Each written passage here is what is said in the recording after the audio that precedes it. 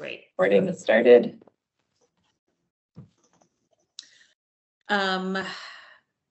Since we're all in different places, if we want to do a quick round of hellos just to make sure that we have some new members, some guests, some returning members that have been gone for a while. Hi, I'm Noah Gooder. I'm the chair of the committee.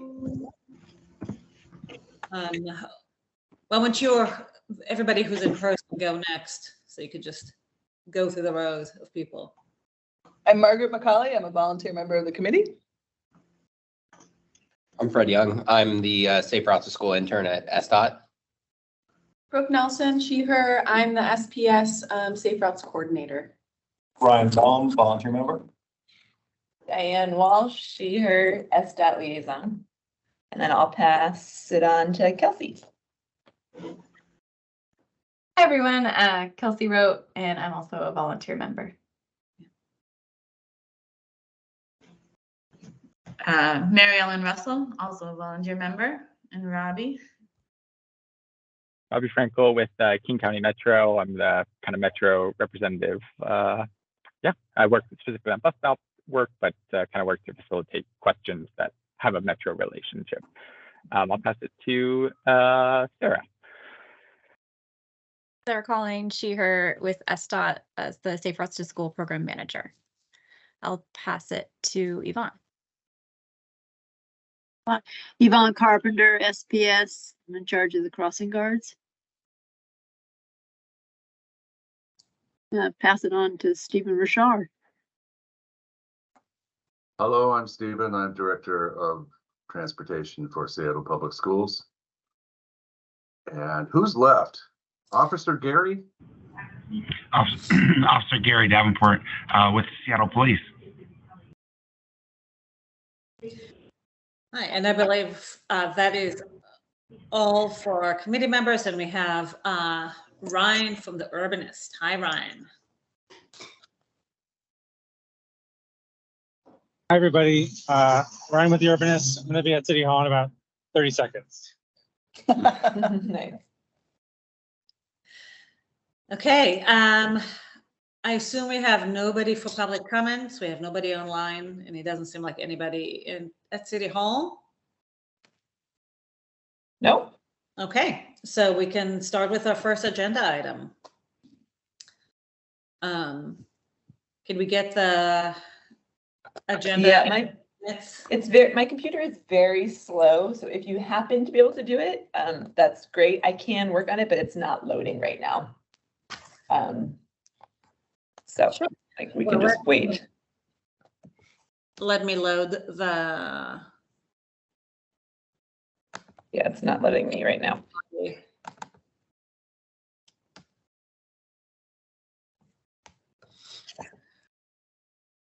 Oh, Thank you. is that your computer? Who's sharing the screen? That's not me. Me. Sorry, I was just talking and you couldn't. I was muted. Can you guys see? That's me. I just shared the minutes. Thank you, Mary. Thank you. Thank you. Just magic.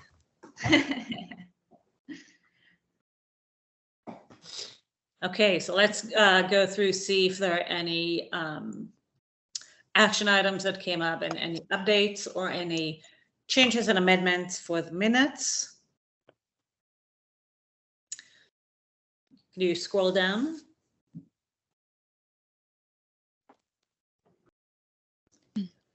Can I make a tiny edit technicality in talking about the travel tally on that first page? Mm-hmm. We didn't, it says high schools have done well also, Ballard High School. And I know this is confusing. We didn't actually survey high schools, but we put the elementary schools together into high school clusters so that we could kind of compare neighborhood schools to each other. So it's the technicality is that high school, but like the Ballard High School cluster increased active transportation. Or more accurate, elementary schools In the cluster. in Yes, Ballard High School attendance area. exactly. Okay. We'll update that. Thank you. Kimball Elementary. Diane, do we have any information? I guess both on This Kimball is and under, Yeah, This that's is under actually part of construction. our school zone. Yeah, it's under construction, but it's part of our school zone inventory to look at all of the potential 3-way, 4-way stops around schools, and this one has been identified as a potential to be a 3-way stop. So we would be pursuing that. Great. So I guess that, about Box Hill as well.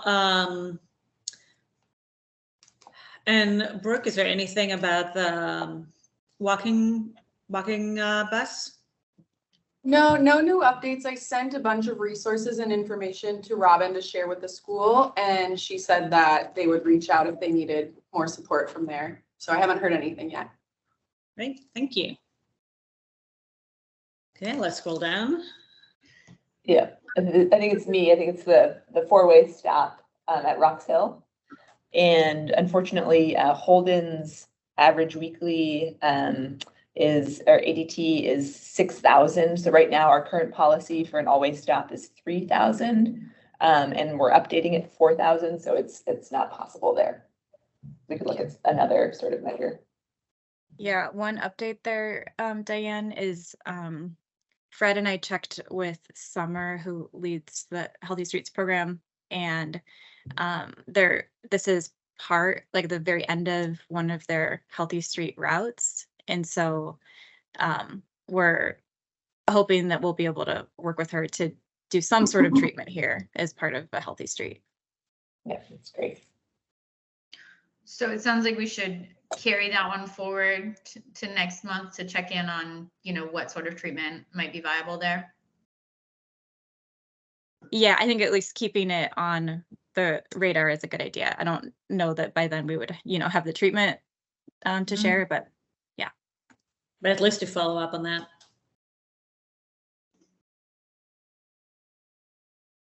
Okay. Hey. And then the STP plan, yeah, we did finalize the letter and send it out to Radcliffe before the end of October. So we got our comments in there.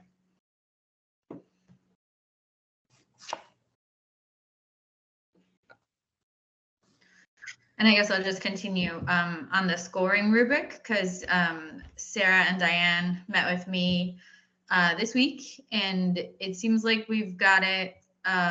We're ready to move forward. We talked about, the elements that were really worky and which ones we really need to have in, and we were able to take out a couple of parts that were worky, and we didn't feel like we're adding that much. So we think we have a viable scoring rubric, and we need to move ahead with scheduling a meeting. So yeah.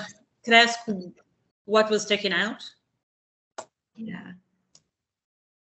One of them was site distance. Mm-hmm. That was one that required, I didn't realize, but Sarah was pointing out that it requires an actual calculation every time. And, like for many, if you're going through a corridor, a lot of the information is the same for, you're just looking at the cross streets, and the main is the same, but not site distance, right? And we realized, we're looking at things like number of lanes and speeds and whether or not there's pedestrian protection and how many collisions there are. And we just didn't feel like, because site distance is a little bit, squashy anyway, we didn't feel like it was adding that much and it was slowing down the works. And then there were a couple of others that we had included tentatively and decided that, they just didn't make sense. But most of what we had wanted to add in is in there now, and we think it's going to be workable. And give us a good. You want to add anything to that, Sarah or Diane? No, I think you covered it. Thank you. So I think that, our action for this month will be to get another walk boundary subcommittee meeting on the books and look at the results of scoring from our last meeting and start moving ahead.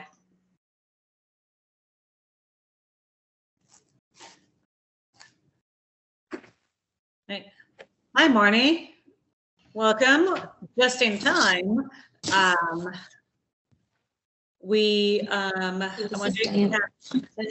your time to get into the meeting. Yeah. Presentation. Yeah. Sorry, can you say that again? It got kind of messed up.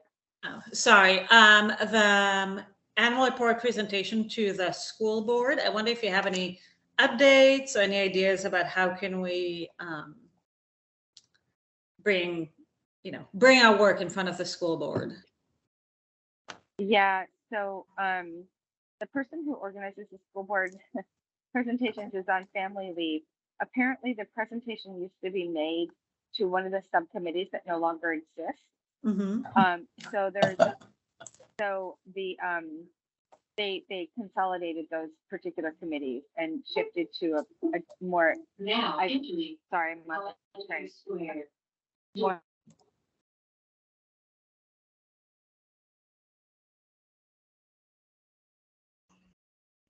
Morning. Sort of yeah, sorry, I'm getting cut off. I'm on the train. We couldn't. Can you repeat that, please? Yeah, can you hear me now? Yes. Yeah, so she's looking at a time when there's space on the calendar. The person who's filling in for Julia Warth, who usually organizes that schedule. When is the new board seated? Is it? Yeah, so I believe I don't remember in front of me which date is the board meeting when they're going to be sworn in. But yeah, might be nice to then wait until the new board is in place, the board members. So in the new year, hopefully.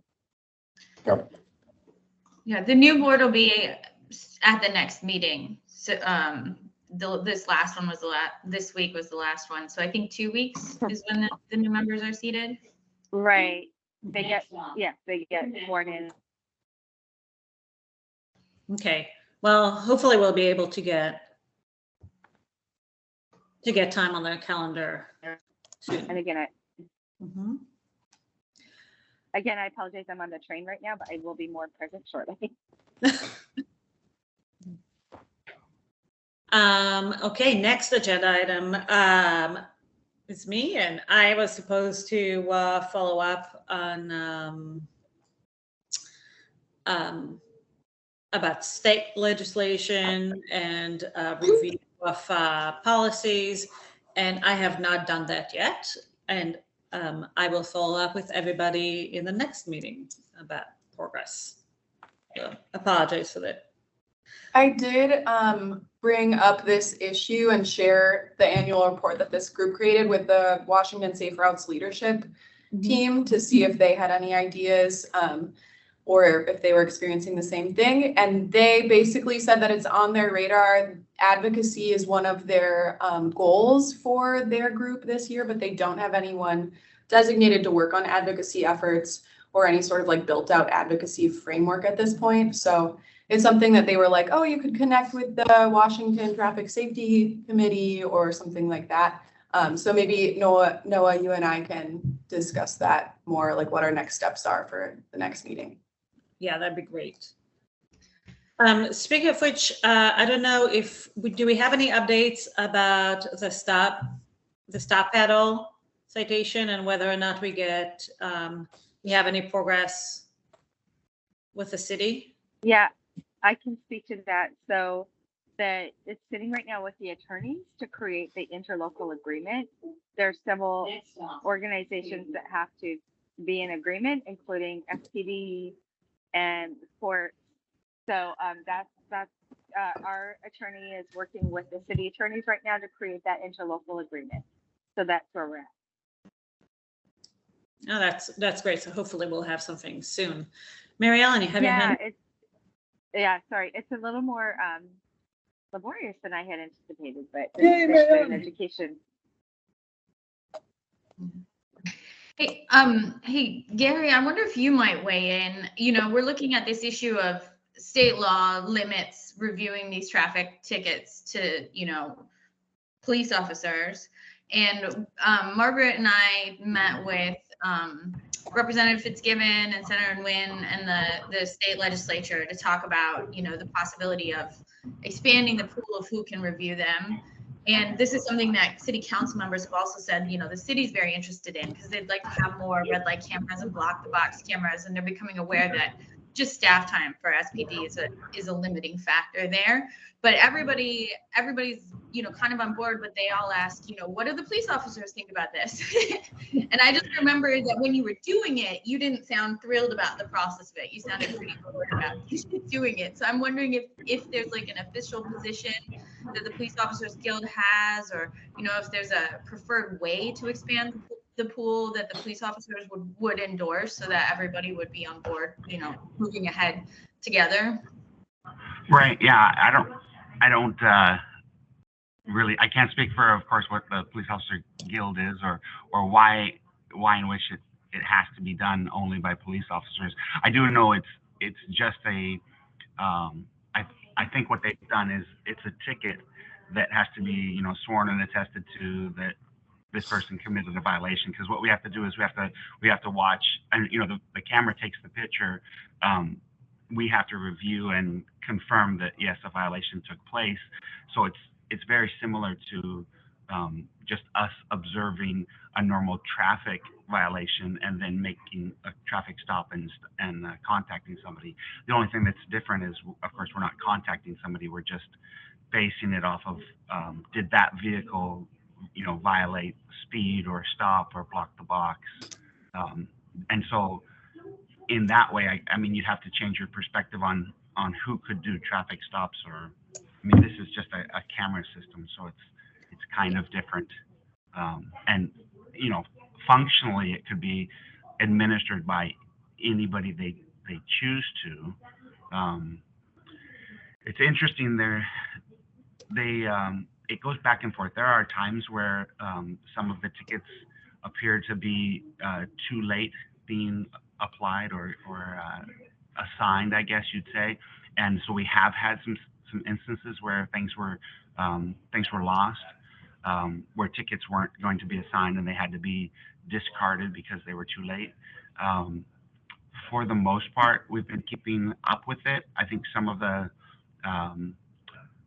during kind of this downturn in numbers, we lost some of those tickets and weren't able to keep up with it. I know I just talked with one of the guys that he's on an ACL tear, and so he's been assigned to do that full time as he recovers for this 6 months. And so he's going to be just every single day, the whole time, just assigning red light and school zone and block the box. And we used to have 3 committed officers that was their only job. They were near retirement age, and they decided they just didn't want to be out on the street as much, and so they were that's what they did. And I don't think we had any of the cases where we were losing ticket after ticket like we've had in the last year or so. Those 3 guys have all retired, and it's just a process of getting somebody in there to do it at a more full-time basis. So yeah. Well, I think the concern is not so much the current workload, just, looking at doubling the school zone cameras, looking at using more red light cameras, So I've heard a few people mention, it could be at SDOT if state law changed, or maybe there could be another class of police officer, somebody who's under the umbrella of SPD, but they're trained only for this, right? So there'll be more than one way that you could approach it. I don't know, would you be willing to ask around? And, we'd definitely love to have SPD's thoughts on this so that we're advocating for something that's a viable solution. yeah, and I can reach out to both the people that are the supervisors in charge of it and who's assigning people to do that. And I'll reach out to our guild and see. I know, of course, I think they're going to think right away it's a body of work issue. This is something that police officers are normally assigned to. It's a state law. So I don't know if they would put up any kind of disagreement to changing that. But you know how bodies of work issues are always argued amongst many people. No matter what your job is, so you don't want to lose it. So okay, I'll ask for sure. Well, I think the big thing is that we're trying to expand the work. We want more cameras, so it seems we could be partnering with the guild there. It could be best for everyone, right? Yes, but that is actually very good point. As we're talking about maybe changing the rules of who can do it, we want to make sure that we're working with SPD rather than butting heads with the guild. Right. That's find a solution. Thank you. That's for Thank everybody. you. Yeah. Mary Ellen, your hand is still up. Do you have anything Oh, else? sorry. Nope. Okay, let's move on. The next action item was, well, I guess Mary Ellen Sanding broke the crossing guard map. And, oh, hi, Marilyn. You have your hand up? Marilyn?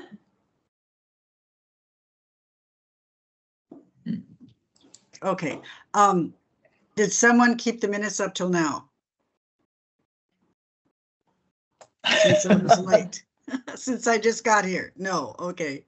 No, but the meeting is recorded. Okay, good. Is there some way I can get that so I can copy it, include it in the minutes later? Yeah, I'll send out the link to the recording to you. Thank you. Okay, and who is here at the City Hall conference table? I can't see those people for the attendance. Margaret McCauley, Fred Young. Brooke Nelson. Ryan Baum. Diane Walsh. Was that too fast?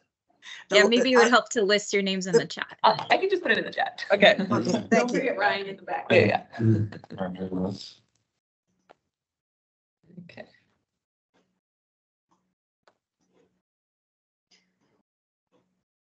Okay, so I think the last one was this map. So we did update it. And then Sarah was going to look into the possibility of SPS taking it over. I think we ended up deciding that for now we'd keep with our current system. Do I remember that correctly, Sarah? Or sorry, Brooke. The current Safe Routes to School coordinator. Yeah, I have it, right? And that I'm gonna keep up with it. You're going to keep up with it. I can do that, yeah. Okay. Yeah, I have the PDF editor. I can change the little things. Excellent. Then I will. I'll stop send there it back to you just for accountability and everything. Great. Yeah, I'll send it when I update it. Did we settle the where we can post it or not issue? Oh, where we can share. Fine, I believe the issue was accessibility. So everything that is on the website has to be accessible, and the nature of that map was problematic for, I think, visually impaired softwares to read. Am I correct? That was the main holdup. I think there also might be a security concern. We tend not to post maps with detailed locations of individuals like that on our website. Yeah, I did share it with SPS Media, and they were able to post like a news update for all of the schools, or maybe it was public affairs. But they did say that they wouldn't be able to post the map because of security concerns.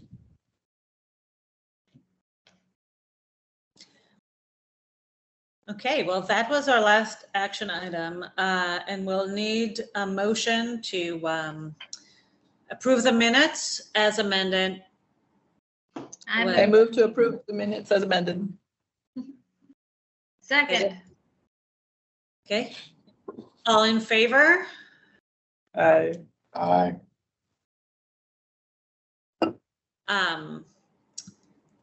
Any opposed? Any abstention? Motion passed.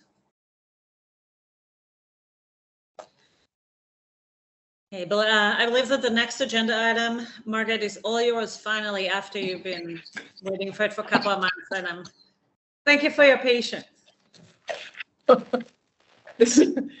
all the time that you want now. We're all yours. Is this the presentation policy? Presentation policy, yeah. So I would like to have something in our bylaws, or I think it'd be bylaws, sort of making sure that we can put a little structure around the folks who come to talk to us, and make sure that they know ahead of time that we expect them to focus on the aspects of their work that are about the safety of people moving to and from school in Seattle, and that we reserve the right to cut them off if they're not talking about that. And that we can, put in, but not necessarily hold people to, but just have it as a backup, like some like time limits for, presentations. This, and I feel like, while it's mostly just me being grouchy, it's also me feeling like we really do have a limited time together. We really do have some important work. And also in my own work as a bureaucrat, I know that I've had to come up with outreach strategies. And so I feel for people who have us as a checkbox on their outreach strategy. But I also know that, they can still check the box, even if it's a short presentation that's about our actual topic. So and so I wrote up oh yes, there it is. That I wrote this up during a conference call. So if it's, not worded the way people would prefer, I'm totally open to edits. But that was me just banging out a proposal. I wonder if we need to update the policy. I wonder if Noah and I could have a conversation with the person who we've invited to present beforehand to kind of, just lay out some expectations without it being part of the policy. Yeah. Feels like that might be a good strategy. Yeah. Okay. Yeah, I would say that when we presented to the Public Utilities and Transportations Committee, we did have a prep call, and I found that very useful, both as a presenter and I assume for them as staff. Just kind of see if there are any questions, make sure that things make sense before we come in front of committee. Margaret, do you want to run through it? Read it? Sure. The convened time of the committee is inherently limited. The committee has an abundance of work to accomplish in our limited time together. We understand and appreciate that various entities regard the committee as a valuable stakeholder and venue for their outreach. And I really do believe that it's wonderful that we are more of a public destination these days. We appreciate being informed of work that is relevant to the safety and mobility of students of all ages in Seattle. We do ask presenters to keep their presentations to those aspects of their work that have impact on school traffic safety. As a general rule, we will schedule presenters for 5 minutes of presentation and 5 minutes of discussion. We can allot more time, but if that is requested, we will ask presenters to give us a breakdown of their remarks and their planned timeline for them 2 days before the STSC monthly meeting to determine whether the extra time is needed or if it would be off topic for the committee. We reserve the right to cut off presentations that extend beyond their time or the mandate of the committee.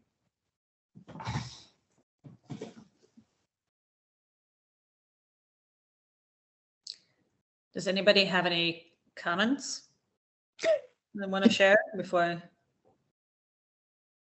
Okay. Depending on the subject, 5 minutes could be a little Quick. quick.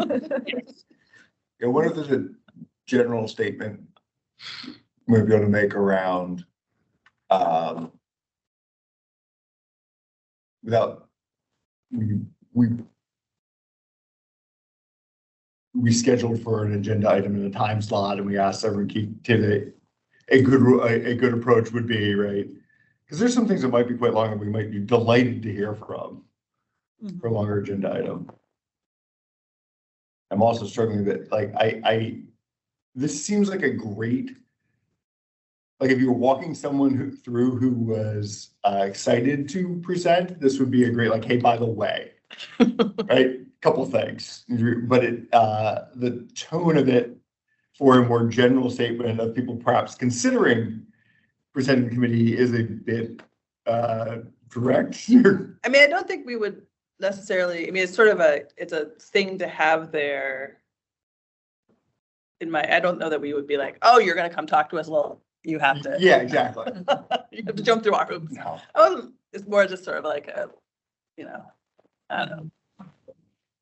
But yeah, I do love the idea if you guys have capacity to check in with people before, that would be. Yeah, just have some guidelines and maybe frame those things in slightly different way, but just communicate those things to folks before they present. I think that's great. Keep people on task. Yeah. Mary Ellen? Yeah, I mean, I think maybe Diane, your solution is right. And we could, I don't know, we could pass this just for our own internal, you know, if that could be valuable as a reminder and as documentation for going forward. But I'd say the problem we've had is that not so much off topic as like general presentations that were meant for just like public meetings that were pretty extended. We've had several of those where what we really need was them to cut it down so it's only 15 minutes instead of 30, right? I don't know if you guys would agree, but that's been my impression of we've had a few of those that have eaten up some time when only a part of it was really relevant to us. And that's kind of the problem we're looking to deal with. Yeah. Yeah, Agreed. and that would help if, oh, sorry, go ahead, Noah. Yes, I'd like to make sure that people don't just run through their pre-prepared deck slides, talking about everything that might be really interesting, but not necessarily relevant to the committee without, Marilyn, you have your hand up. Yeah, how about, usually we schedule these for 15 minutes, so how about 5 minutes of presentation and 10 minutes of discussion? That way, if there's things we have questions about or that we are really interested in, we could guide it to that area. Yes, I feel like 5-minute presentation tend to be a little short considering the nature of presentations that we have. Not to say that all the presentations have, you know, used all of their time to the best and highest use. My opinion, but might be short. Yes, Robbie. Yeah, I mean, I know just from my experience, you know, coordinating between like say Metro staff that are presenting, you know, I mean, typically there's been a discussion with now, you know, our previous Mayor Ellen about, okay, here's the agenda, you know, here's how much time, like there's usually a back and forth about like, oh, how much time do the presenters want? How much time is available? And I feel like maybe if we're all, you know, if we're kind of on the same page about how like kind of, oh, like the interest of various subjects, then that's kind of the opportunity where it's like, you know, whoever's putting together the agenda can, you know, basically help maybe do that where it's like, okay, this is a 5-minute topic, but this is a 20-minute topic, because we do have some of those where it's like, you know, we're diving into, you know, like reviewing a school design, like those meetings tend to run longer because they lead to like, you know, some back and forth conversation and there's a lot of details to review. So I think we wouldn't want those presentations to not include information that we would be relevant. So I guess I'm more in favor of kind of more of the Diane suggested approach of like kind of a little more gatekeeping maybe at the front end, which I recognize puts some more work on you, Noah, or whoever is doing that work. But yeah. Well, and I have requested presentations in advance, which is really helpful because then you can sort of vet them and say, well, let's just, you know, maybe focus on this. But oftentimes people don't have the capacity or they just don't get them to me in time. But I can sort of be a little bit more firm about that. Like we expect a copy of your presentation a week before so we can review it. Something like that. So I can work with you, Noah, on that. Yeah, that sounds great. Yeah, I also want to be mindful that the connection to the committee's work could be a subjective matter. Like, for example, we were talking about a joint presentation of the transportation plan and the comp plan and kind of understand the long-term city planning around schools and housing, which in my opinion is important for us to understand kind of like the ecosystem of this community in long-range planning, but it's also a subjective matter. Is it of interest to the committee? Yeah, no, that sounds great. Okay, so what I hear people say is that maybe it's better as an internal working document and more of like a gatekeeping guidelines rather than part of the bylaws. Is that correct? Yes, Marnie, you have your hand up. Yeah. Hi, everybody. I do think that, yes, I think that's a good approach because we don't want to, I've just found that sometimes there are details that might not initially appear directly related to our work, but that are really important and add richness and depth to what we do. So I guess I would want to make sure that we're not, you know, creating a chilling effect on the kinds of things that maybe people share with us. So just, you know, I think maybe it's my perspective working over all kinds of departments, but I always value, you know, to a point, a breadth of understanding. And I think internally though, just knowing that if we collectively feel like something's really missing the mark, you know, we can pause and prompt and say, you know, can we bring this back to something that's connected to us? So just also want to, on the other side, not limit the kind of information we get.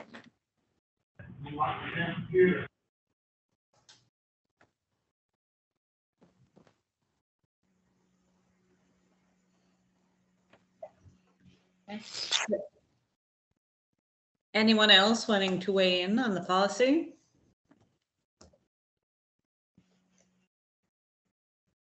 Okay. I guess I really appreciated having you, Noah, and Diane make sure that they kind of have an overview of what we want before they come.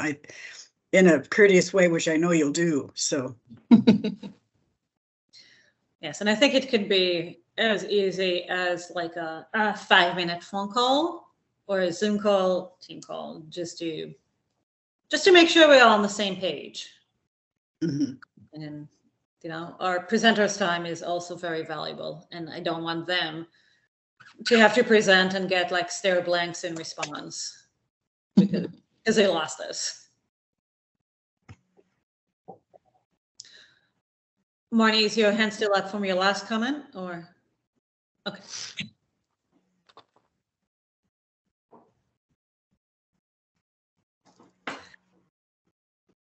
Margaret, how do you feel about where things are standing right now? That's fine. I mean, when I was saying bylaws, I was just like, let's have it recorded somewhere. So yeah, it sounds like we're all in a good place on it. Okay. Do we feel there is a need to write it down to make it a more official policy, or record it in the minutes is good enough? How do you feel? Sounds like we can start with this strategy and just have it in the minutes and revisit if it's not working. Margaret, would you put it in the chat, the notice, so that I can copy it in the minutes? Sure. How about I just email it to you? Because I think that might be the. Can you email it to me too? So that'd be great. That'd be great. Okay, here it comes. I was trying not to violate the open meetings do that, but now everyone's seen it, so we're good.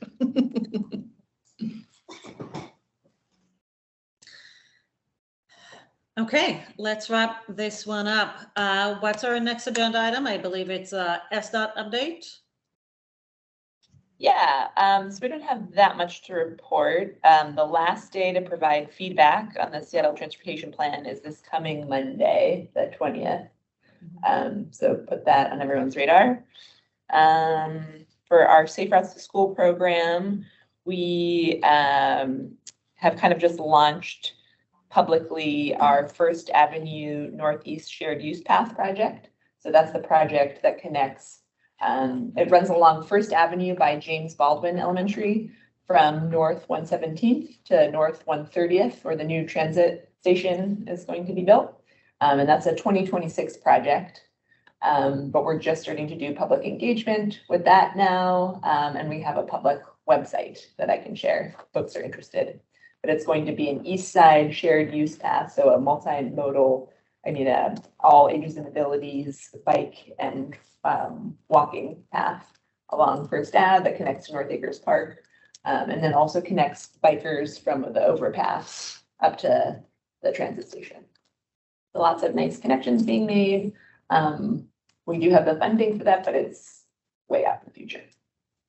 And then this is probably, could probably do like a combined metro update, but another thing is that the Route 40 and plus the multimodal corridor project is nearing its 100% design.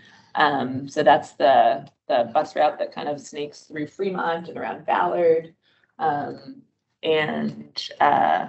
So there's like a new northbound bike lane through Fremont, neighborhood greenway connections near Leary and 20th. And I don't know if Robbie has anything else to add on that at all in that project. No, nothing particular. Just yeah, nothing to add. Thank you. Okay, sorry to put you on the spot. No. But otherwise, no other real updates. I think we're going to be sharing our annual report a couple meetings from now. In December. Yeah. December, okay. Yeah, that's it for me.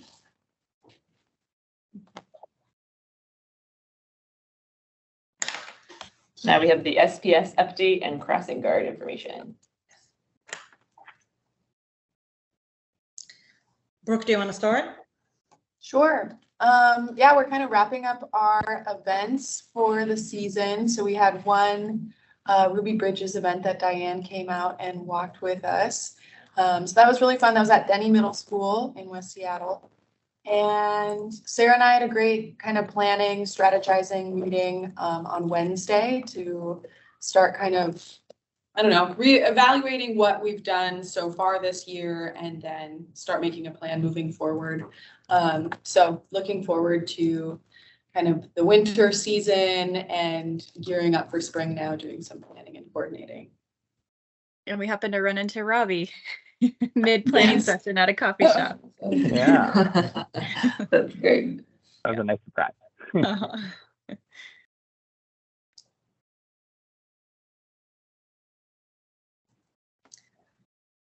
Okay. Is that, yes, Mary Ellen? Yeah, I just wonder, Marnie, occasionally parents reach out asking questions about, bus stuff. And it's usually just like a specific issue that happened one day, the sort of thing that's going to happen now and again. But maybe next month, would you guys share an overview of kind of where busing stands, how it's going? It seems like it's continuing to be, really hugely improved, but it'd just be great to get an update on kind of how the complete transition to two vendors is gone now that Zoom is like has all their buses and stuff, and kind of what you guys see as your current challenges and whether you're having any trouble with staffing, that sort of things. Yeah, Stephen and I can absolutely work on that. Yes, and along those lines, and I don't know if it's a little bit premature, if it's something that should wait later in the year, but given the latest update from SPS about how the budget shortfall will be addressed, and there are like a bullet point about changes in transportation, I don't know if you have a good grasp of what it means and you could share with us. Is it something that should wait until later in the year? I'll jump in. Changes in transportation is really it's really potentially what we did this year. And I don't want to, let the horse out of the barn or whatever, but, making adjustments to school start times so that we can run more efficient buses is just going to be our strategy moving forward. So that's what we're talking about.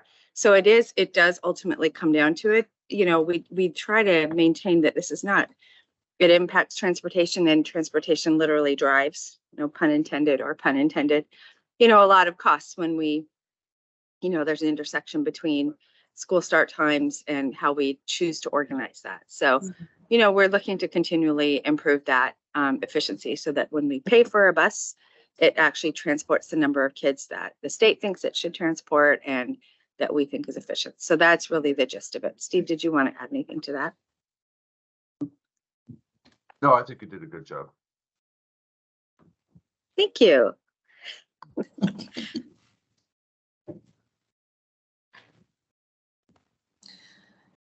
Okay, anything else from SPS Safe Friday School before we go to Yvonne's update? Is that it, Brooke? Yep, that's it. Okay. Yvonne, what does a month look like?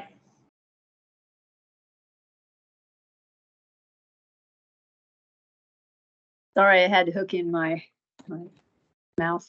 Well, I've had better, let's put it that way, but I lost another guard at West Woodland, which means I have no guards there now, which is sad, but I reached out to the principal, sent him brochures and posters so he can get it out there. And it's just both locations are kind of treacherous. And so hopefully they might be able to get some parents around there that might apply. So we can do there. So I lost one there. One was already tentatively retiring anyway, so I counted that in last month's. I do have 2 new crossing guards, and they will be at West Seattle Elementary. And I don't know what West Seattle did, but they put out something, and man, I got applicants left and right, and I only have 3 spots there. So it was wonderful. It was wonderful. So like I say, I'll have 2 starting after the next break, and then I have another one. She's been approved, but unfortunately she didn't get approved in time to be in this training class. So I will get her trained, and then we'll have full up on West Seattle. So I'm quite impressed with that one. And that's pretty much it. That's all. Yeah, I've got 2 more applicants that I have not interviewed or fingerprinted yet that I need to do when I get back from break. But other than that, that's what we've been doing. I have a couple of questions that I feel from parents at Adams Elementary. Can crossing guards do just morning shift? Yes, I've got, I prefer not, but at this point I'll take anything I can get. So I do have a couple that I actually have one that's over at Loyal Heights. He just does morning.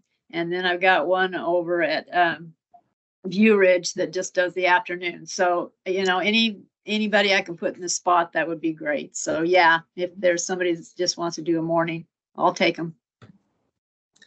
And so I had a parent who, I don't know if she's really gonna follow up with that, but said she wants to do mornings, but maybe not able to commit to all mornings. So my thought was maybe more of like, do it as an unofficial volunteer. No, I would prefer to have her hired in the position.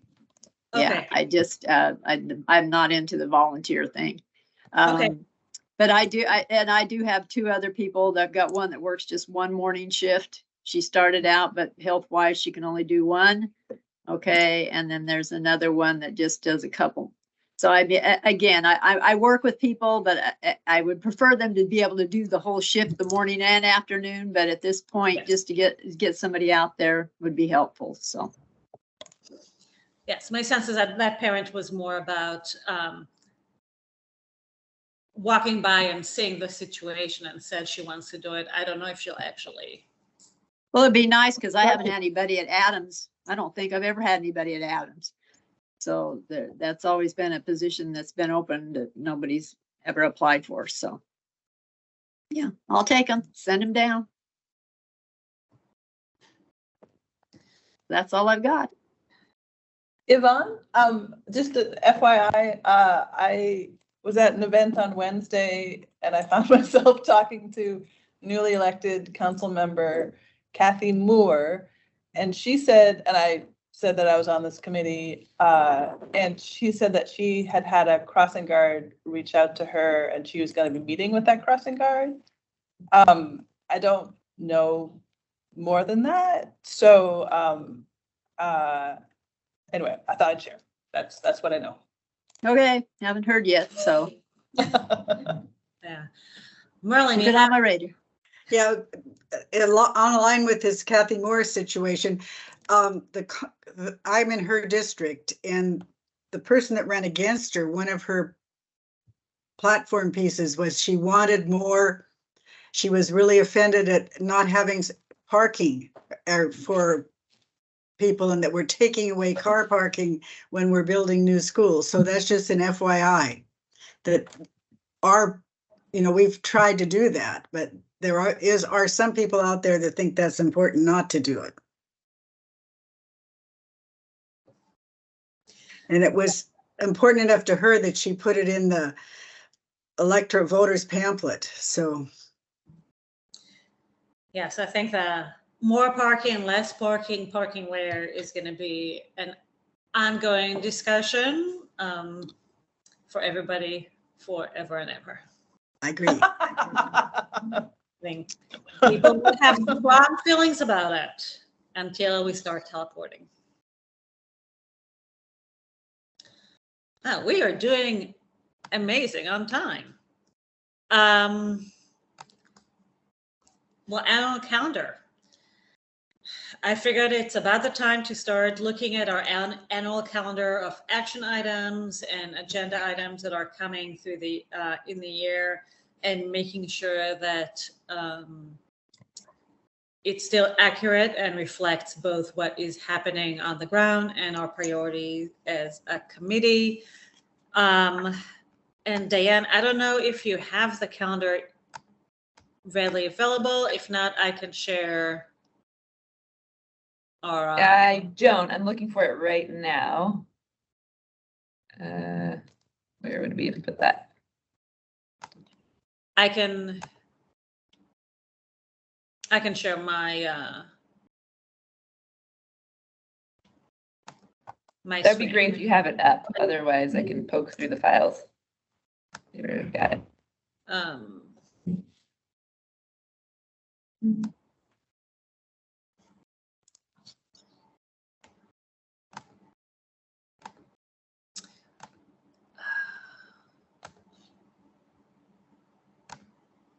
Okay. Can everybody see it? No, I can't see you. Oh, yeah, I can see it. Okay. Great. So going through what is both what people are doing in that ecosystem of safe route to school and safe traffic safety, and what is going to come on our agenda.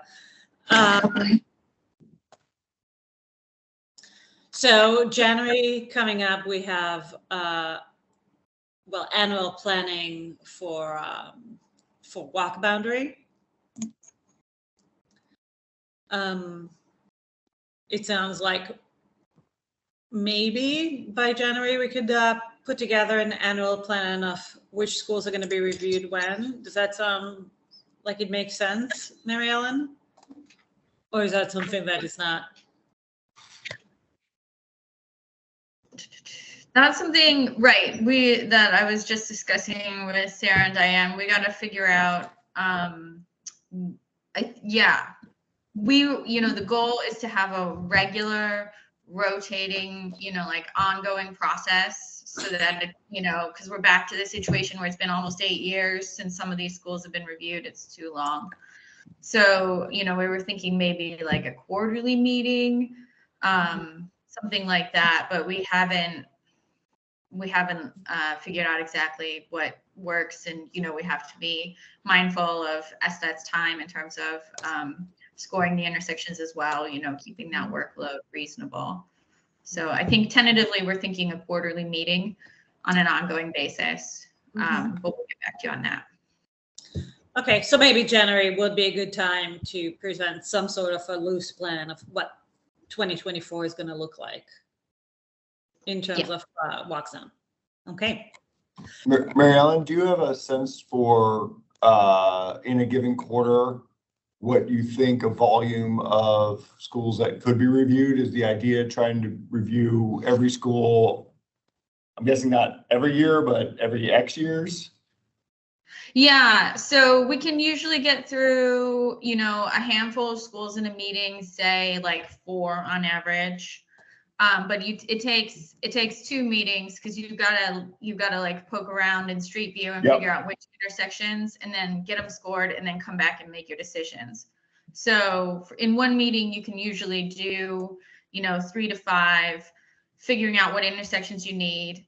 And then it's actually a pretty quick decision-making process once you get the info back at the second meeting. So, but it's kind of that like ongoing 2-step basis. So it would make sense to have a regularly scheduled one, so that we don't get too far away from when we were looking at it before we can, you know, get the info back and make the decisions. Yeah, I guess what I'm getting at is you'd still end up in that case with like every school being reviewed every 5 years. I'm just trying to math really quick in my head. Yeah. And I mean, I think that would be okay if it was regular, you know, like 4 to 5 years, that's fine. We're at a situation now where it's been, you know, last time it was 8 years and now it's going to be 8 years again. By the time we get to them all, that's too long. But if we could do it, 4 or 5 years is okay. I think if circumstances change around a specific school or specific intersection, it could be viewed on a as needed basis. Yeah. It doesn't have to be 4 years.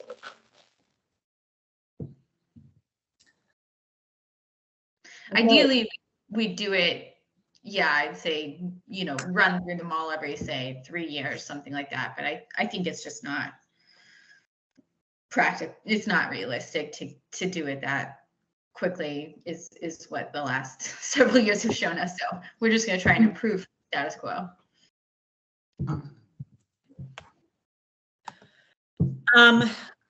March is back to school month review, and what is SBS planning around that. Brooke, do you feel like March is a realistic target and a helpful target to give the committee an update of what is the plan? And I see I have it in March and April. I'm sorry, Noah, Steve had his hand up, maybe about the walk boundary. Oh, I'm sorry. I didn't see it.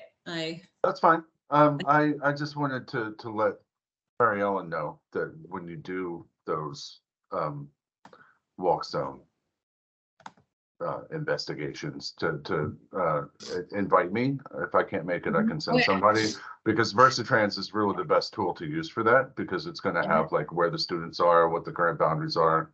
I don't know if it's the best tool, but it's a great tool to use for it. And we could work together on that. And then also I would have access to state count data so that we would be able to kind of balance those issues as well. Mm-hmm. Yeah, absolutely. I'm hoping you'll be in every meeting, but I know you're very busy. So, you know, but hope, that's the plan. I won't be quite so busy as soon as startup's over, which is next week. Yeah.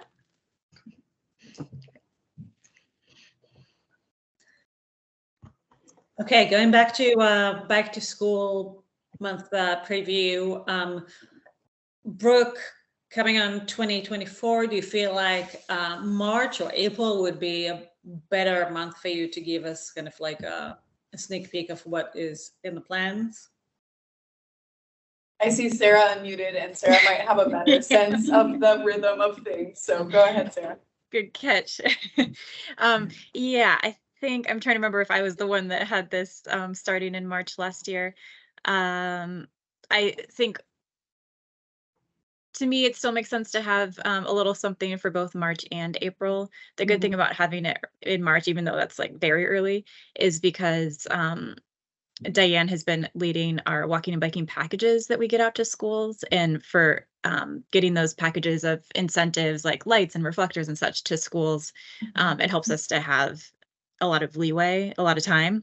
And so that's why we start as early as March. So I think March would be just like the early concept planning and letting you all know about the packages. And then April would be a little bit more on paper. We would have a better idea of which schools are going to participate and such. Okay. Thank you for that. So we'll keep it in both. Benchmarking progress, kind of like a year in review. That is not something that we did this year. It's something that was kind of like a legacy item. The missing sidewalks, I believe it's something that SDOT does. I don't know in what intervals. Diane or Sarah, do you have any knowledge of that? And I know we have an inventory of missing sidewalks. I don't know that there's work been done to identify the ones that are most crucial for students. getting to school. I mean, that would be great information to have. But Sarah, do you know? I don't think I was here last year for this. We may have Or put you- some aspirational stuff on this. Right, okay. Yeah.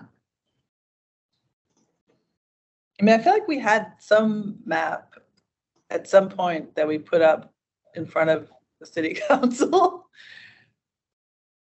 Yes, I believe that was the annual report of 2022. Okay. Of Make a note.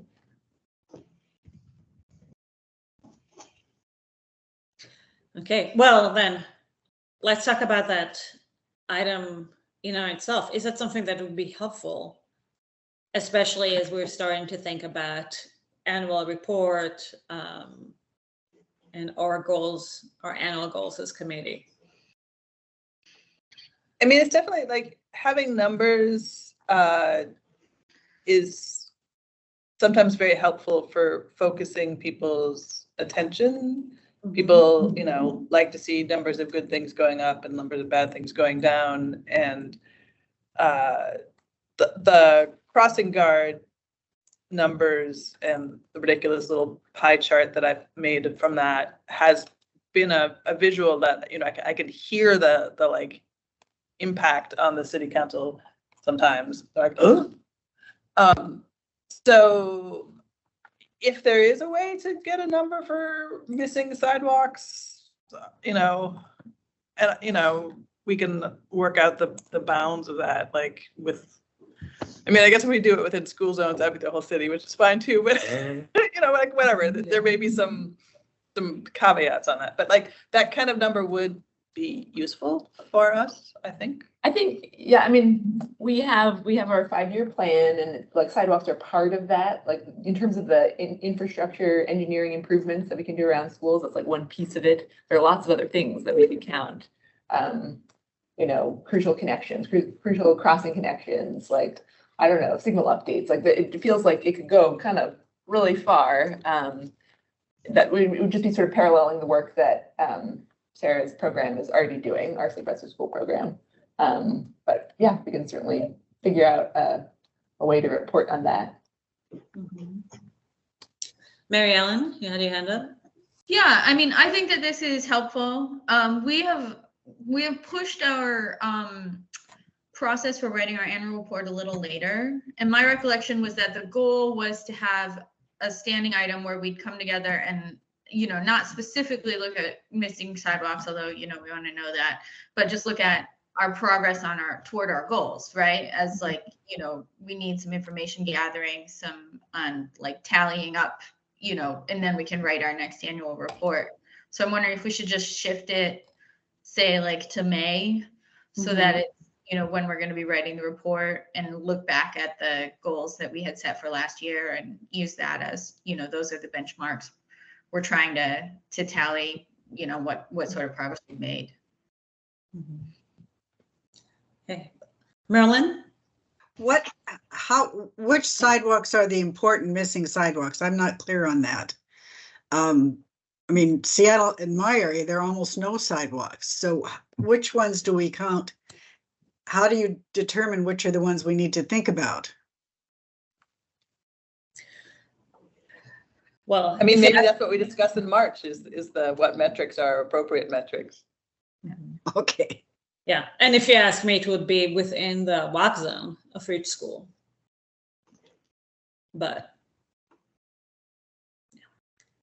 Yeah, if you don't mind letting me and Diane check in with our sidewalks team to see like what's the existing data and so what is feasible. But yeah, I mean, I guess there could be other things like if there's a way to measure, you know, fixable intersections that are currently resulting in more busing, then there should be like, I mean, that's a very vague thing, but you know what I mean? Like there may be other metrics that would be either more or additionally useful. You're looking very skeptical, but that's okay. No, I'm just trying to think about this, and also just kind of the role of the committee. Like, you know, if it's benchmarking your progress, like how are you? Right. Like, yes, you're holding us accountable, but beyond that, like what are those actions to like make it happen? You know, let's see. Well, yeah, I'll be thinking on this. Okay. Yeah, the annual report meeting presentation next month might help too, because you and everyone will be able to see what's everything we did last year to help color the picture. Yes, and no, I want to be mindful about the overlapping boundaries between work responsibilities, you know, progress, credit, the whole thing, right? We're not. What is the role of our committee, and what is, you know, the role of all you professionals in your day-to-day job? Okay, Marilyn, you unmuted. Is that? Do you want to say something? Okay, no. No, I don't. Oh. Okay, moving forward. Plan annual retreat. I think if I learned anything from last year's annual retreat is that it should probably be a part of work hours and part of our regular meeting. I feel like it was hard on most people to come. And, you know, I don't know if those of you that have been around, whether you were able to come or not, if you want to chime in on what would be helpful or not helpful, and if an annual retreat is even something that we want to keep on the calendar.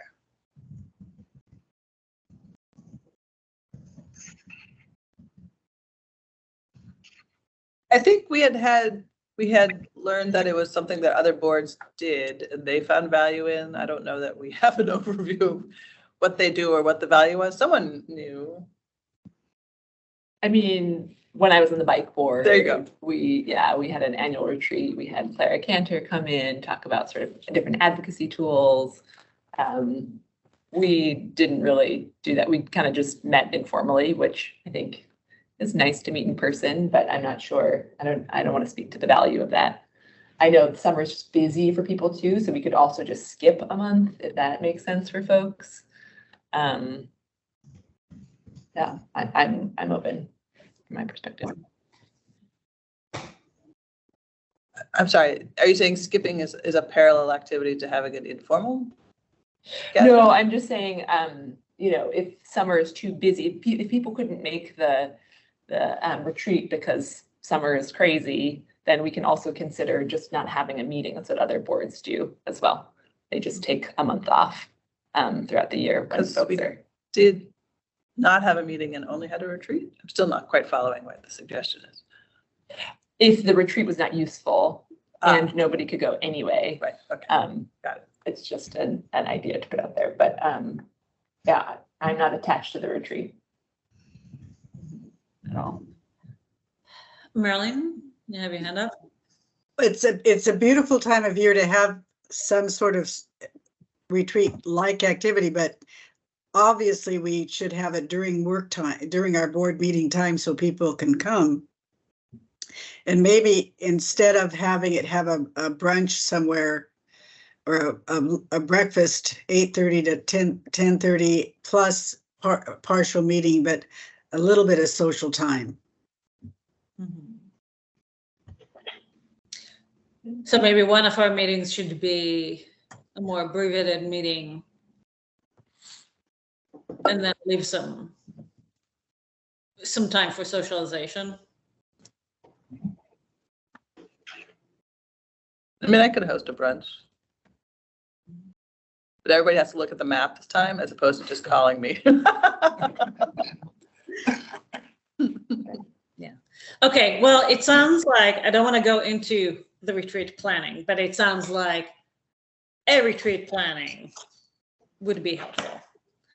May- Okay, and coordinating summer flashing beacons, and I want to say thank you again to everybody who was involved last year to make it happen and happen in a timely manner. The whole thing was great.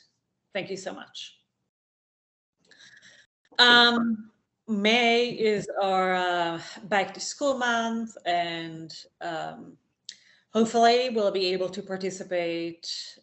Well, maybe not in 2024, but maybe in 2025 in the bus paddle count day. The hands up tally, which is now, I think, do you call it like the travel tally? Yes. Correct. Okay. The travel tally, communication and everything around it, is that still a right agenda item for May? Yeah. Yeah, because the travel tally happens the first week of June. Okay, and assigning annual report is still valid for May. And then everything in June, I think, is just well, a direct wrap up from May. In July, the crossing guard recruitment preparation.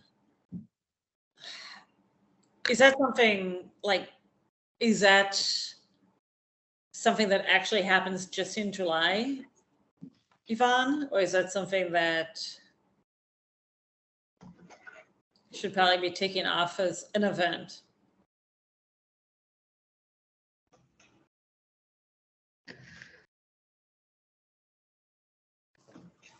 No, in past years, we've met to look at how we can, how committee members can get the word out. Yvonne has told us previously that July is the perfect time to do that. Well, August is the perfect time, right before school starts.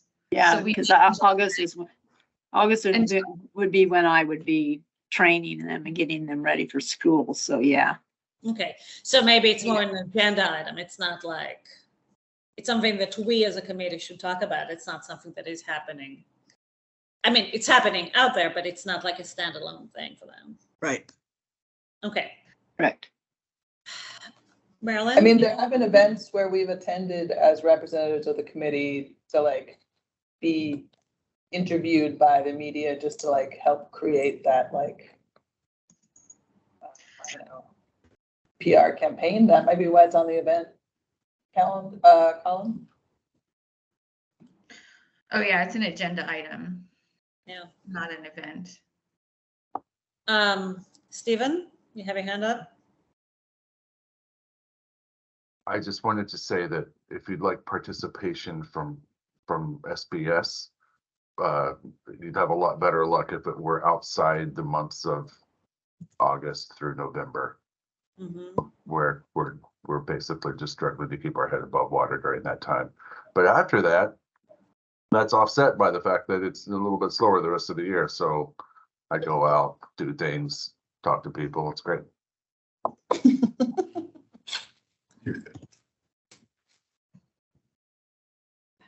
Marilyn, you have your hand up. Is that from? Yeah. Yes, this is from this. This seems to be a major, I think, weakness in our safety system is not having enough crossing guards. And it's something we really need to see what we could do to help Yvonne or to recruit more crossing guards in a more serious way. I remember the first year I joined, Metro was putting signs on all their buses to try to recruit crossing guards. We were putting signs up everywhere. But I don't know if that helped a lot, but what can we do? We really need to think about what we can do to get more crossing guards. It's not working the way it is, the way it needs to work. And July is a good time to think about it if we're going to do it, although actually February was or March where we've got it down in the agenda too. It needs some kind of a major change and push.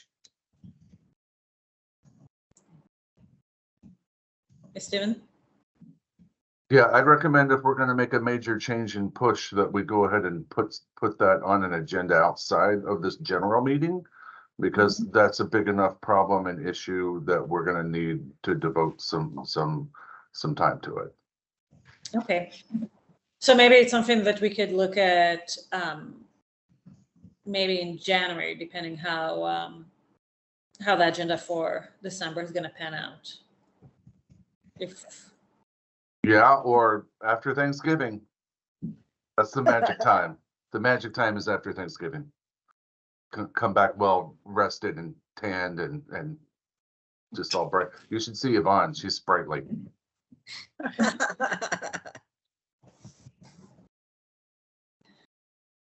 Okay, let's move on. And we have summer months.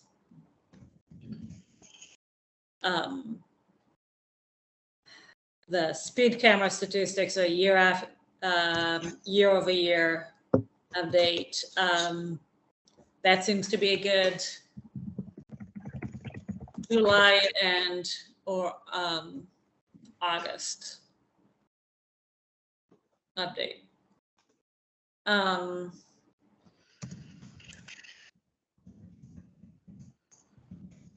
Any thoughts about it?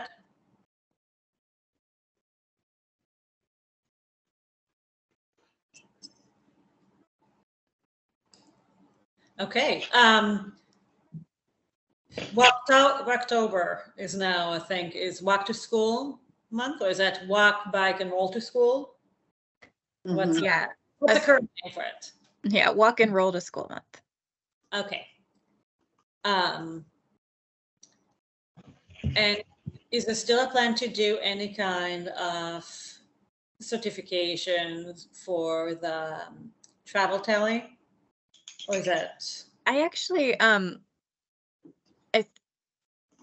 would propose removing that, because for the travel tally, we're kind of not necessarily trying to make it a contest between schools. We're trying to get decently accurate data of a regular day. And so we're asking teachers to not collect the tally on a special Walk to School day. And so I don't think it would make sense to do certificates where some teachers that would encourage them to encourage their students to walk or bike that day. Yeah, that makes sense. And then for the Golden Shoe and Spoke Awards, I also am a little hesitant on that, but maybe this is something Brooke and I can talk out. Mostly just a little, I would just want to think about ways to make that a equitable award. Yeah. Yeah, absolutely. Okay, well, I will update the calendar and bring it back in our December meeting to make sure that it's in line with our 2024 plan, which, oh my gosh, I can't believe we're talking about 2024 plan.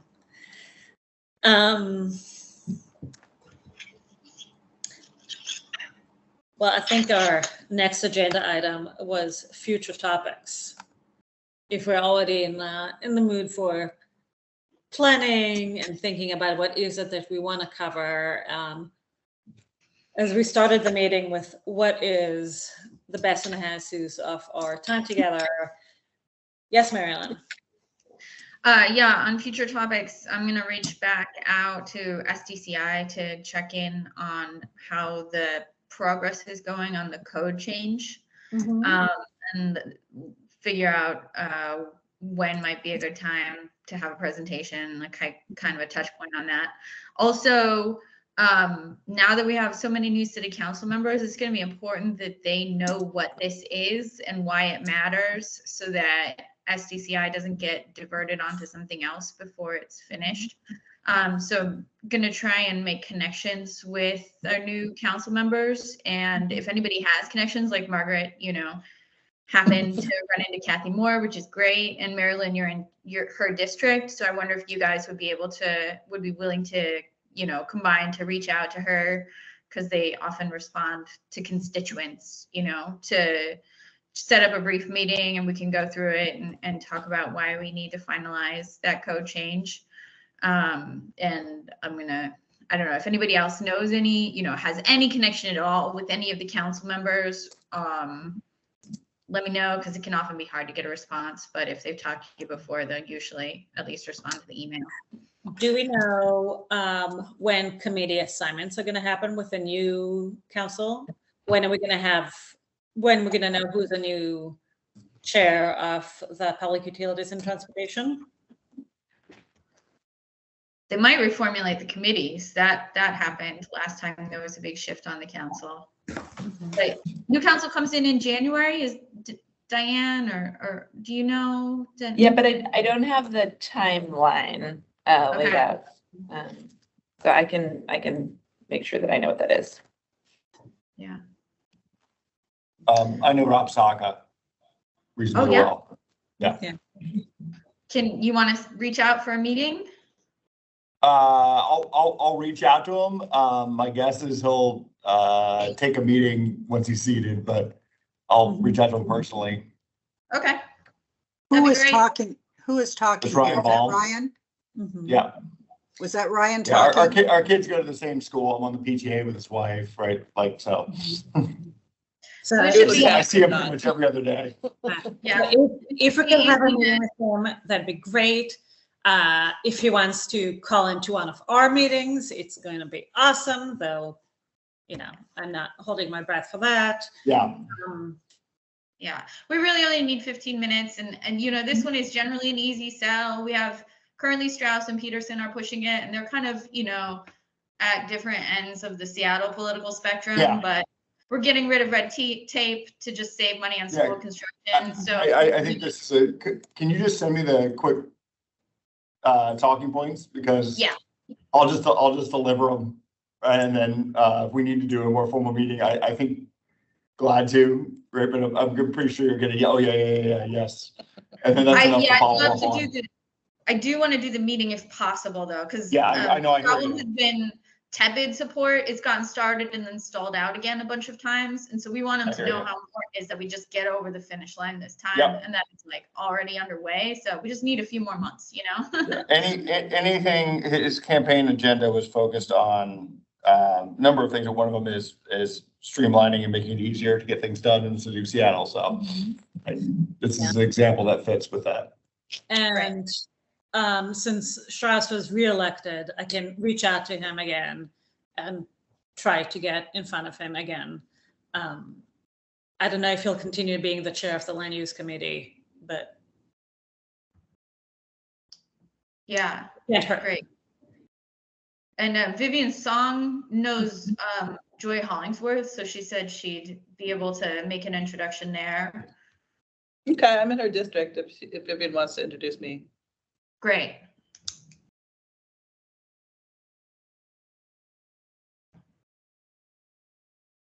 Guys, I'm in Joy Hollingsworth's district.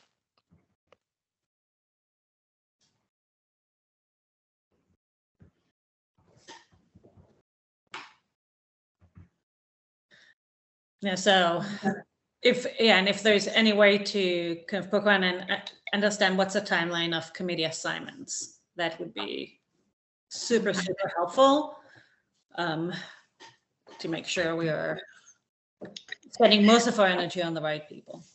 Yeah. Yeah, because this one is a code change. It's, you know, so Peterson was involved because of the transportation committee, but Strauss was involved because he was on the, I forget what it's called, it's like land use or whatever the land Land use committee. zoning code relevant committee is. So that's probably the one it'll still be going through.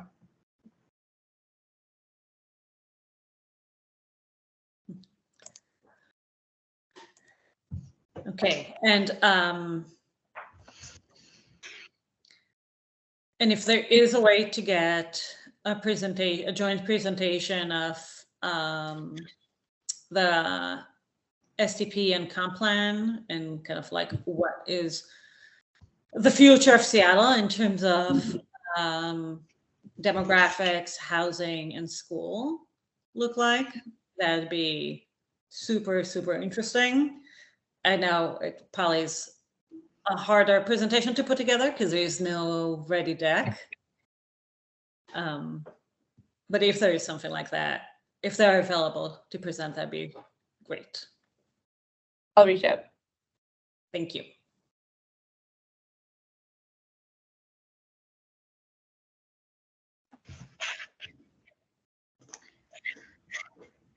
So one more question I had is just, we have some new committee members and we're getting the Walk Boundary Subcommittee up and running. And for anybody who's not familiar, this is where we, review the walk zones around schools and look and see if there are spots where the distance the kids walk needs to be less than 1 mile because of road conditions. And so if anybody wants to join this exciting work, this is a golden opportunity to get your hands dirty. Mary Ellen, I think I volunteered last. Great. Yeah. I will note that and get you on the invites. Thank you. Anyone live in District 4? Want to get us a meeting? With a new rep. Yeah. I can try. Yeah. Will you loop me into the District 3 meeting with? Yeah, when I get it. Are you also District 3? Yeah. Oh, okay.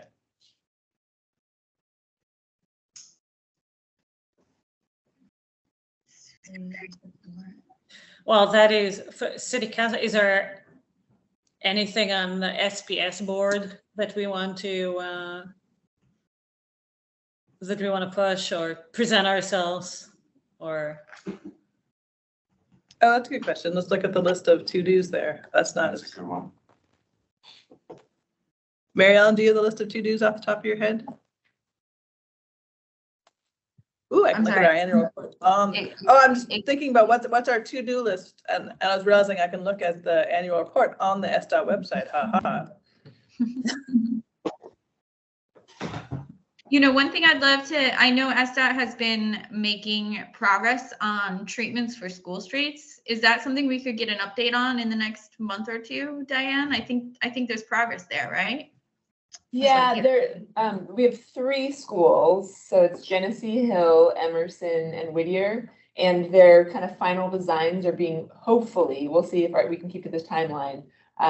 Their final designs for the art portion, the thermoplastics in the street, are due at the end of the year. So I would say probably a better update would be the beginning of next year when we've So had maybe the those vetted. January meeting might be a good time. Yep.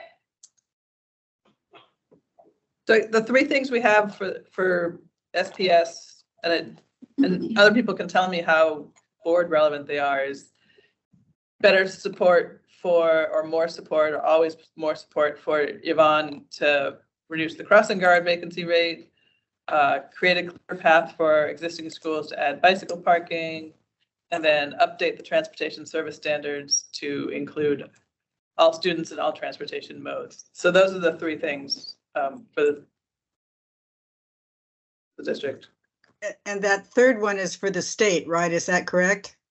No, those are all the school district. The state is funding crossing guards, funding McKinney-Vento students, expanding who can review traffic tickets, school zone and bus pile tickets, and optimizing bus routes to serve students. I don't even remember that one, but I guess that means how they reimburse the district.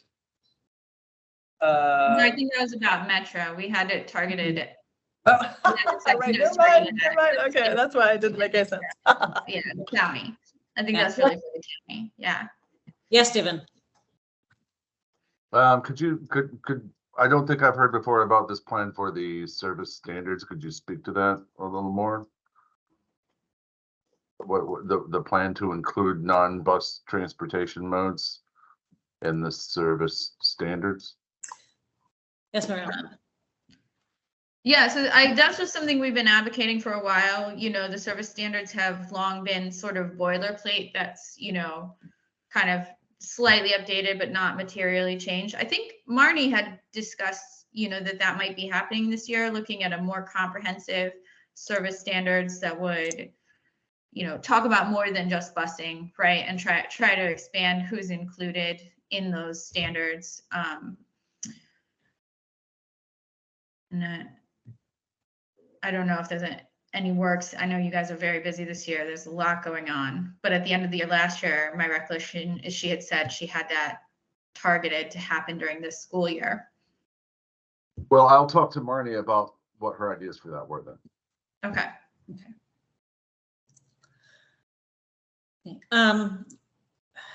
Bobby, it's been a while since Metro, speaking of Metro, launched the free Orca card for all youth.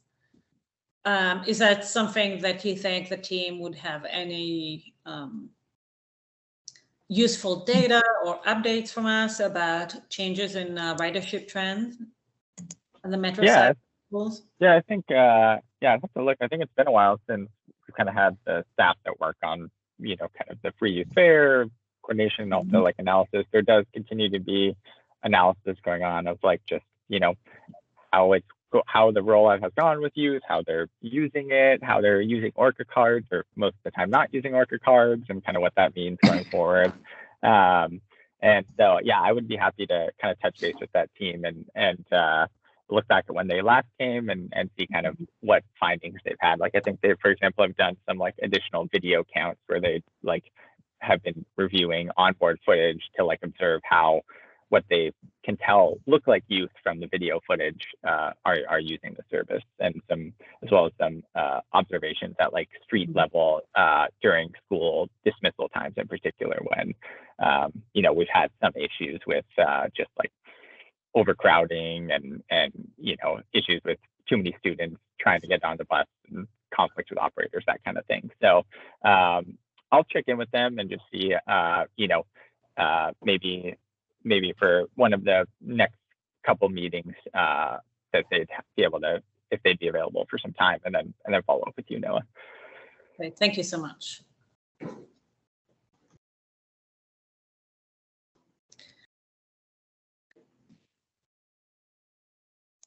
Anything else that we would like to make sure is kind of included as we moving forward and not falling off our radar?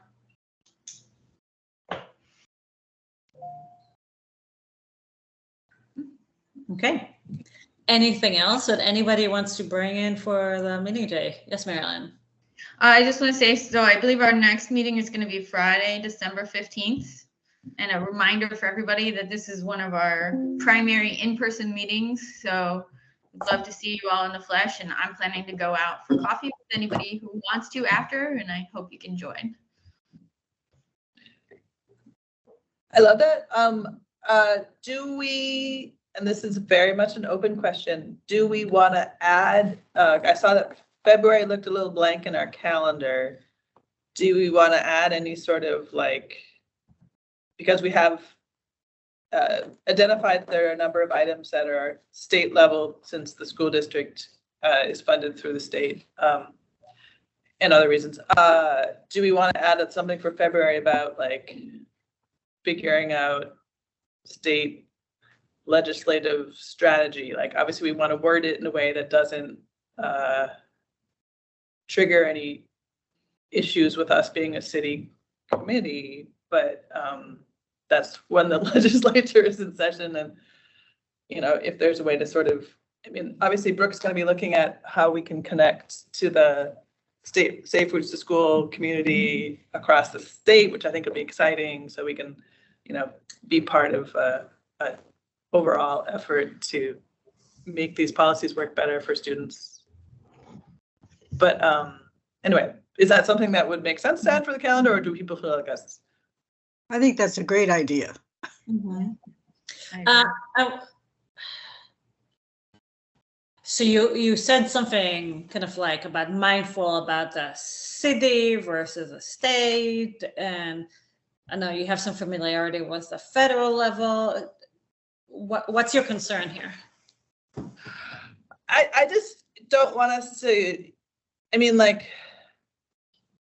the volunteer members of the committee can do some sort of lobbying, although to be honest, I really do feel like it's mostly just like letting people know that these issues exist and that we are a connecting body to work them through. And so I'm just sort of, for ultimate transparency, I'm saying I feel like this could be a topic for our annual work plan, and having it in February where there's a gap and the legislature is in session might make sense. But if someone else is like, oh, we can't do that, or we can't phrase it that way or something, I just want to make sure that I'm not attempting something that would Yeah, so I think there are two points that we want to make sure that are not sticky point. One is the S-dot lobbying, advocacy kind of like wording that everything is above water. And also, Kelsey, I don't know if you have any kind of conflict of interest clause, and just want to be mindful that, you know, you do work on the state level, and I want to make sure that whatever you involve with is not putting you in any kind of area of concern. Yeah, I mean, when I first decided to join this, I talked with my bosses about doing this, and I think the like overall understanding is that like I'm joining this as Kelsey Rote citizen, rather than Kelsey Rote, you know, Office of Financial Management under the governor kind of role. So I think I don't see any conflict of interest there. I think given that prerequisite and sort of understanding with my leadership. Okay. I think those are some areas that it's better to ask for permission than forgiveness. For sure. Anything that could be legally troubling. Yeah. Okay.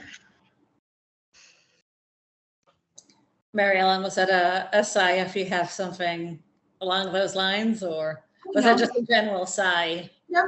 Seems like we're done early. Okay. Doesn't happen very often. I think we should take the win. Sorry, just one other, for the annual agenda. We talked about the planning that's underway for a possible levy request. I don't know what the timing of that for next year. The levy ends in 2024. 2024, right? But whether there's something on the longer calendar for this committee about inputs to that or suggestions of what we'd like to see, that we should probably have some time scheduled for. Yeah, and that's something that you know, Sarah and I cannot be part of. Yeah. Obviously. But no, I think that's for you to think about when, just on the calendar, we'd want to have that type of discussion. Yeah. So the levy ends, so it's going to be on a vote next fall. Is that right? 2024. Yeah. Yeah. Okay. Yes, I think that's another thing that we'll need to think about. What can we do under the auspices of the committee, and what can we do as volunteers, and what could we do as citizens? And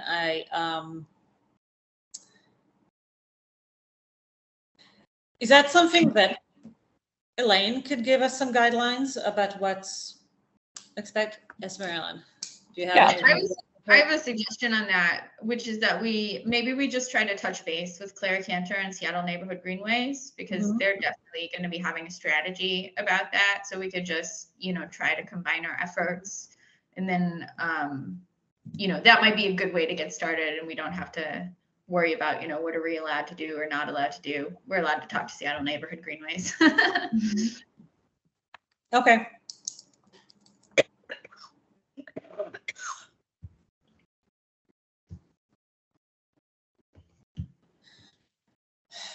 Okay, anything else?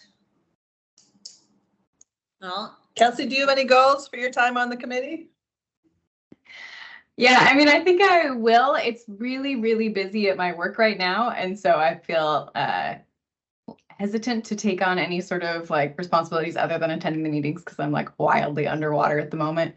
But come January, when the governor's budget is released and I have a little bit more time and capacity, I think I'll have more defined goals and thoughts at that point. Just sort of trying to tread water at the moment. Yeah. We appreciate you taking taking the time to come, given everything that is happening right now in your world. Yeah, it's a busy time. I'm currently in 3 meetings that I'm watching on 3 different screens. Oh gosh. Kelsey, I wonder, you know, because of your job, do you already have you know, kind of your finger on the pulse of what bills might impact, you know, what potential bills during the legislative session, you know, the things that have been proposed that might impact school traffic safety. If that's information that you already kind of have at your fingertips and are, you know, fluent with, it'd be super helpful if you can, you know, point us in the right direction. But if that's not where you are, then, you know, anybody could do that, right? Yeah, I think I don't currently, just since I wasn't really thinking about this specifically during the biennial session last year, since some of those bills, right, will become sort of alive again. I think now going into this session, I'll be paying more attention to that. So I'll kind of try to keep everybody apprised of either hearings that I'm in or listening to, or things that come up or conversations that I hear, and bills that are proposed. So I'll try to keep sort of a finger on the pulse a little bit more this session. That'd be great. Thank you. Okay, well, happy Thanksgiving, everybody. And hopefully we'll see most, if not all of you in person in December. And hopefully you'll have some time to grab a cup of coffee or tea afterwards. Thank you, everybody. Bye. Thanks all. Bye. I have a school maps question. Yeah.